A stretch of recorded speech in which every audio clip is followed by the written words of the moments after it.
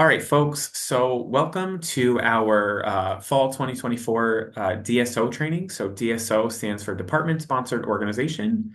I'm going to guide you through this today. So, here's a brief overview of what we're going to talk about today. So, first and foremost, DSO is actually a newer term. Um, we used to call them non-SGA organizations. You're going to start to hear us say DSO, just because it's kind of weird when you hear it's like, oh, it's a non-registered, non-recognized, very weird. And so we've worked with the university and some administration, and you're now going to hear us refer to things as department-sponsored organizations. So we'll go through what that means. We're going to talk about some bookable campus spaces. We're going to give you some information briefly on some programmatic things that may be of interest to your organizations. We're going to briefly touch on some of the spaces that exist on campus, how you set them up, talk through some programming, and then cover some important dates. So, a DSO defined, essentially, we're calling is a department-sponsored organization. So, what this means for you and your organization. So, for example, I'm going to go with the Montclarian. I know you're here. So, the Montclarian, due to journalism, free press, all of these things, is not under our student government organization. Our student government organization oversees about 100 plus student organizations. And so for you all as DSOs, this just means that you don't follow the SGA process and that you work with some sort of department on our campus. So I know the radio station works heavily with Annabella Poland and a few other folks. And so basically, this just means you're a department-sponsored organization. This means you're not guaranteed any funding from the SGA. That doesn't mean you can't work with SGA groups, but it just means you're not guaranteed any funding. Maybe some of you have funding through your departments already, but that just basically means you're not guaranteed any funding from the student government, and you're not overseen by the SGA. And here's a new thing for all our DSOs. You will have access to engage, but you're not going to necessarily have access to book the spaces yourself.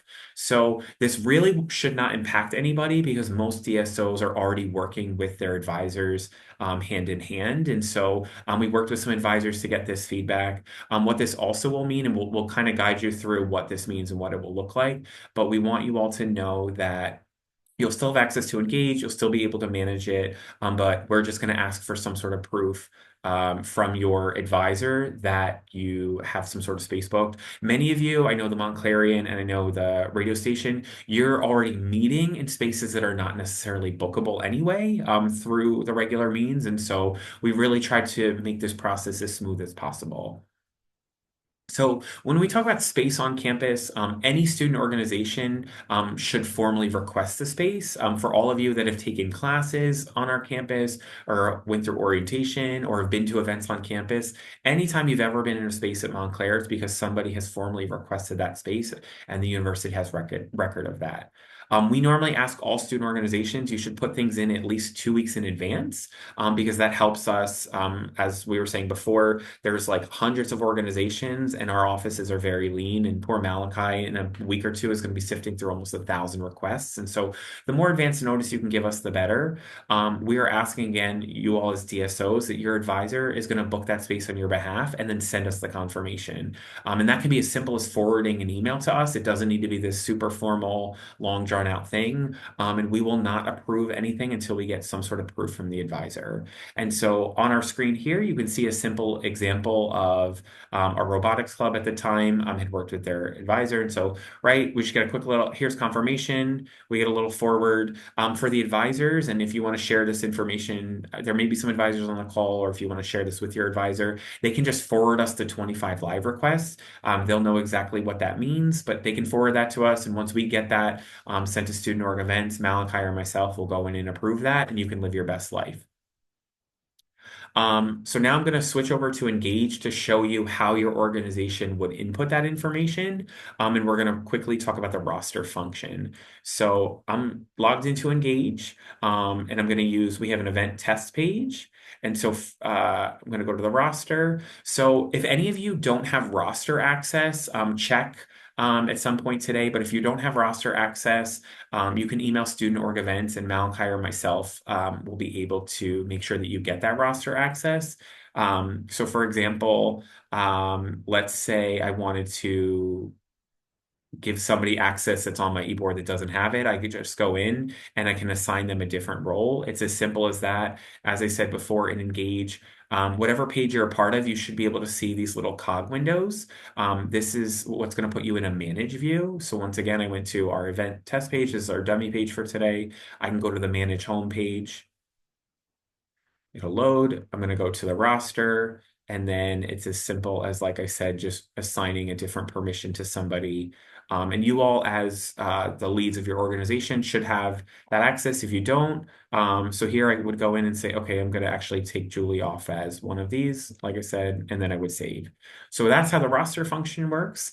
I'm now going to show you what event booking would look like for you all as department-sponsored organizations. So you should see a blue button up here that would say create event. Um, it's going to load. Here you put in your information. So you're going to say we're having a bake sale. I'm going to say that it's, should put social. You'd put some sort of description here. And then if you were working with any other organization or department, you could list them as a co-sponsor. And you're always going to hit add location manually. So you would click this button, and then based on whatever your advisor did or was able to secure with you, you would just put in, so let's say our advisor said, I was able to get you Wednesday the 25th from 12 to 1. You're going to hit add location manually, admit them, and then you just hit location. You're going to hit no, and then you're just going to manually type in that information. Try to be as specific as possible. So if it was, let's say, the student center lobby, and then you hit save. Event visibility. So depending on what you specify here, this is how other people see it. So when you put something like the public or students and staff at Montclair State University engage, that means that anyone can see it. This is also how things get pulled for the Red Hawk News. So if you're trying to grow your organization or get information out there, it's really helpful to have these checked off. You could select different categories. We've added some new categories here. So depending on, again, what size scale, all these things, you can add different tags here. And then if you wanted to add some perks, I'm just going to skip through this for now. And then you would continue to go through all of these prompts, which we'll talk through RSVP. I'm just going to hit next because I want anyone to be able to attend this. I'm not going to include any feedback, but you could if you wanted to. And then this is where you would upload a photo. So if you don't upload a photo, Engage will default to some one that they have in their database. This is a good place to upload a flyer if you want, or just a general picture.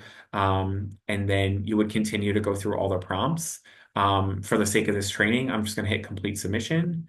And then it's all set. So you can do this at any point. Like I said, just make sure you work with your advisor to make sure they forward us that proof.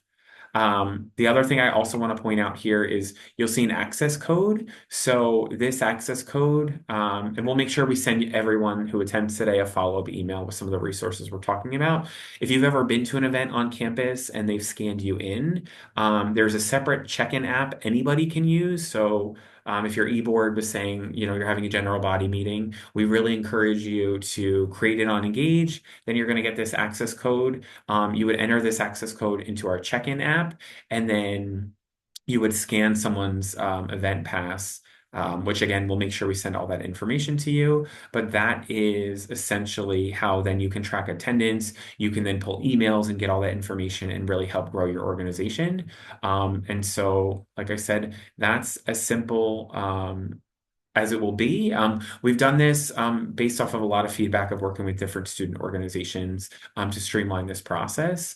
And so that includes that part of the Engage tutorial. I'm now going to go back to just some general information that we feel is important for you all as organizations. You will also be all sent this presentation so you can review these slides whenever you want. But we wanted to just highlight some things that we felt were helpful for student organizations to know. So we broke this down by day because most often we found this was the most digestible way for students to understand some information about programming. I'm not going to read through all of this. I'm just going to highlight some things that I think are beneficial for our DSOs to know. So Monday, Tuesday, and Thursday, our student center is primarily where students want to be. That's where a lot of students are. Classroom spaces. can't be booked until after 8:30. That's an agreement with the registrar's office. Um, if you're having an event on Wednesday, currently the university has a common hour between 1:30 and 5. And so that's when a lot of spaces are available. That's when a lot of clubs and organizations meet. So just keep that in mind as you're trying to grow maybe your audiences. If you're having an event on Friday, we give you a little bit more wiggle room because there tends to be a handful less people. There's actually less people here on Wednesday than are on Friday, but I digress. So maybe your organization says, you know, we want to meet on Friday afternoons. Classroom spaces become available to you all after 1 o'clock. Um, Saturday and Sunday, depending on the needs of your organization, you can see some information here, but there's a lot more opportunity to do some programming on the weekends. We want to just remind organizations, because this is something I think sometimes student organizations struggle with. We have some spaces on campus that come as is. That means you can book that space, but nothing is going to be added or removed from it. It's going to come as is, meaning, you know, if you want extra tables or some kind of fancy setup, you're not going to be able to get it. And primarily speaking, the most frequently used as is spaces we see our DSOs using are tables or classrooms. And so we have some different spaces that may be of interest to you all to table. That includes the Student Center lobby, the Student Center quad, University Hall, and Dixon.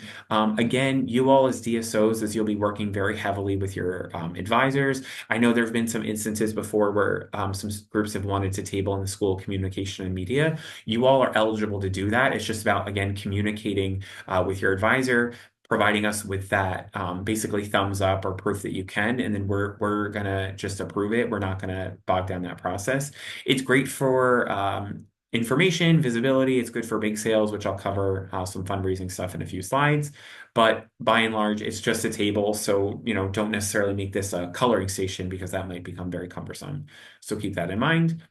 As I said, classroom spaces, these are perfect for, you know, your general body meetings or small presentations, game nights, things like that. But your classrooms, as many of you are taking classes here, you know what some of those good classrooms are. I know there's some certain art groups on the call that we've worked with before that maybe want a very specific space within. Oh my God, why can't I think of the art building? Calcia. How could I forget? So just keep that in mind. But again, just work with your advisors, secure that space, and then provide us with the proof.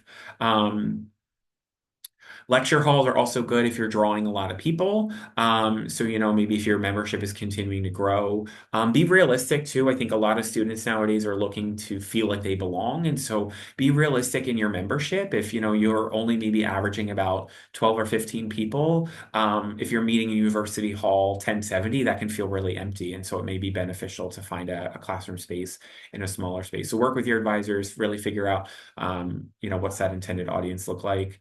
Our dining room in the student center is available in the evenings. The furniture can't be moved, so it's not always a perfect space for people, but just keep that in mind as a space. We do have some spaces on campus that are customizable, meaning you can have specific setups. And those include the Student Center ballrooms, the Red Hawk Nest, the Conference Center. We have a new space across from the Rathskeller that's the underground. That was our old print lab. We've converted it into a bookable space. Again, I'm going to briefly touch on this because a lot of this would really, you'd work with your advisor on making sure they're aware. But classroom style, right, is typically what most classrooms look like. Again, helpful for meetings. Theater style would be if you're maybe having some sort of large performance or something like that. So that's just rows of chairs facing the same direction. Banquet style. So again, depending on what you're trying to do and where you're trying to do it, this would be maybe a mix of large round tables or sometimes rectangular tables. Again, depending on what you're trying to do. Conference style, maybe for having meetings. A lot of rooms on the fourth floor of the student center are really good for a conference style space. So just keep that in the back of your mind. And fashion show style mirrors very closely to theater style. There's just a stage and a runway. Again, many of you maybe don't need any of this information, but we wanted to just touch on it so you can start to think about what's possible. And occasionally student groups we find just need an open space. So maybe it's a dance rehearsal or just something that they need practice on. But that would just be asking for an empty room. So if for some reason you have any kind of questions about custom setup, you would in theory, really work with your advisor. They may get in contact with our office, but we also wanted to just provide this as a resource to you all because sometimes it can feel hard to navigate this process. So anything relating to the Student Center, you can reach out to Sidra Habal. Her email's on the screen. She can help you with anything related to the Student Center. And then if you have any other questions, you could also reach out to Malachi Longmore, who's on the calls. Email's on the screen for any other space on campus. And we'll share out the most helpful email to email because multiple people monitor that account. So we want to just give you all as DSOs some frequent program reminders. The most simple one is the university asks that no paint is brought into rooms with carpeting because it gets really messy and really costly. So just keep that in the back of your mind. And you should only be in spaces for the time that's been requested. Sometimes we see happen where groups will say, oh, we're going to book this from 3 to 4. And then they notice that no one's come in and they just hang out and linger and linger. And then a professor comes. And so we don't want to find ourselves in a space where we're getting an email from someone saying, hey, this group took over my classroom. Um, Couple things we don't allow, just to know, again, in terms of safety. So we as a university, we don't allow any type of eating or drinking contest. So some schools will do like a pancake eating contest or a chicken wing eating contest. It's very dangerous and people die. It's really sad. And so we as a university, we want to keep you safe. That's our number one goal. And so we don't allow for any eating or drinking contests. We also don't allow for any like rage rooms or smash a plate, break anything. We worked extensively with counseling and psychological services, and they sort of deem that breaking something is not necessarily a healthy outcome. And so we don't allow that. We don't allow any type of pong games. Balloon and lantern releases are also not allowed. We don't allow 5K runs because they're too cumbersome and put too much strain on the staff in the university. And then just as a general reminder, candles we don't allow because they could set fire to the building. Fog machines, it has happened. They will set off the smoke detectors and cause some problems. And then confetti, because it gets really messy. Same thing with glitter. This is probably one of the most important areas for you all to know and take note of. So many of you, since you don't have access to regular funds, you need to pay attention to this slide. So the university allows bake sales in the Student Center, University Hall, and Dixon Hall. Any bake sales in the Student Center lobby, your advisor is going to need to book on the screen STCT 1C04. That's the table parallel to the door. That's a newer thing that has changed over the past year. We're going to only really allow one sale at a time because it becomes very cumbersome and multiple groups are selling the same things. If your group is interested in selling any kind of hot food, so hot chocolate, empanadas, anything like that, that's only allowed in University and Dixon Hall per dining services. And then just a general reminder, this also gets a little confusing for people, but technically speaking, if you wanted to do maybe some type of fundraiser, you would be required to get a gambling license.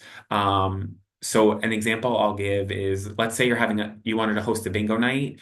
If everybody's given the same odds, you don't need a gambling license. But if you determine, hey, we're going to have a bingo night, but you can buy additional boards for $1, that is technically considered a game of chance. You can email our office, and we can provide you more information. I don't want to get too in the weeds on that. It doesn't normally apply to a lot of you, but I just wanted to touch on that.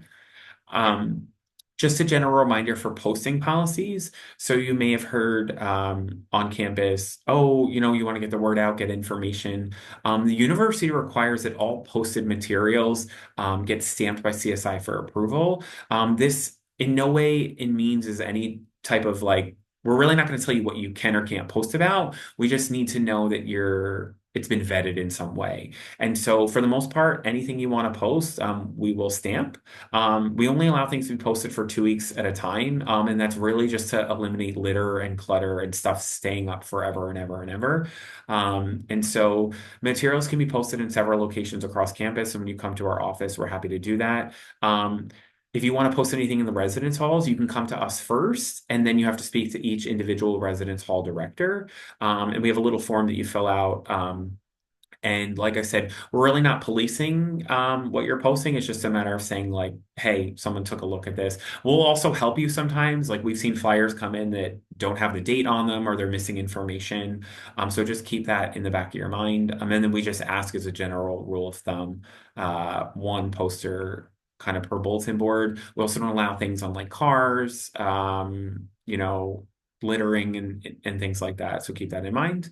Um, Before, when I was talking through Engage, I mentioned that little check-in code. I would encourage everyone here at the end of this call, make sure you check out the App Store and download this Campus Labs event check-in app. Anyone on your e-board should have this event pass. I'm sorry, should have this app downloaded. That's how you can check people in. Sometimes if we're working a major event, we'll encourage people to download it in advance because all you need to do is give them that code and then they can just scan people in. It's really, really simple and it's a great way to keep record and track of who's coming to your organization's events. And we as a department ask that all organizations maintain some type of attendance at everything that you're doing. We think this is the simplest way to do it. So again, make sure you download that app. It'll be super helpful. Encourage your e-boards to do that. If you're ever canceling something, we encourage you to email student org events as soon as possible, just so we know. And it just makes it simpler because if you know you're not going to do something, we wouldn't want someone to plan on, oh, I'm going to go to this event, and then at the last minute it was canceled. Once you decide to cancel it, send us a quick email, then delete it from your page. You can notify people that have RSVP'd, hey, this isn't happening anymore. And we ask that you just try not to wait until the last minute. Here's a quick example. Just send us a quick email. Hey, everyone on our e-board got sick. We're going to cancel this. Let us know. That would be super helpful. And we just want to give you a general reminder as a student organization when you're planning programs. Give yourself some time. It can be really cumbersome and feel really difficult and overwhelming at times. So just try to plan out as best you can. We, like I said, are going to get flooded with requests over the next few weeks. So the sooner you can get information to us, the better. We really tell student organizations 2 weeks minimum for some kind of space approval. It's a little easier for some of you DSOs if your advisor books it and then you just forward us that confirmation because we can just go in and really quickly work through that. But really plan in advance, try to gather any materials, volunteers in advance. Think about what you really need. So, if you're booking a table, you probably don't need to book a setup time or anything like that because you're showing up. It'll take you 3 minutes to set up and then you can, have your event. And then just try to leave things better than you found it. That's something we really encourage our organizations. If you have any questions, I want to make sure you have this information here. So the student org events email, which Malachi will link in the chat for everybody, is probably the best line of connection. It's an email inbox monitored by multiple people in our office. So sometimes when we get individual emails, it might take a little bit harder or longer to get to. We also we're in the process of updating our policy page on the CSI website. We're located in Student Center Room 104. We're down the hall from the massage chairs, which I'm sure many of you know about. And we tend to be open every day between 8 a.m. and 6 p.m. So please stop by. That concludes sort of the formal part of this presentation. I'm going to stop the recording and then we'll kind of. Okay, so the last thing I want to touch upon is some important dates. So you can see this here. Well, also, like I said, we're going to send you all this information. I think many of you have already seen this via email, but we are allowing student organizations to start booking events on August 22nd at noon. That's when it will open. There's information about the involvement fair. We'll make sure to send you all that link as well. The involvement fair for student organizations is going to be held on September 3rd. You can see some important information here. I want to just highlight one date in particular. Is we're asking all organizations, make sure you update your Engage page by September 20th. Nothing bad will happen if you don't do it by the 20th, but we'd like to set an initial date so we can touch base with organizations. See some other information here about just some busier weekends, first day for programs, last day for programs. We've really tried to encourage all student organizations to really not hold any programs until after ad drop is over. You'll have slight flexibility as DSOs working with your advisors. So that's one perk for being a DSO, but we do ask that no student programming takes place after December 11th because we want students to focus on finals. That now concludes the formal part of this. So I'm going to, again, pause the recording.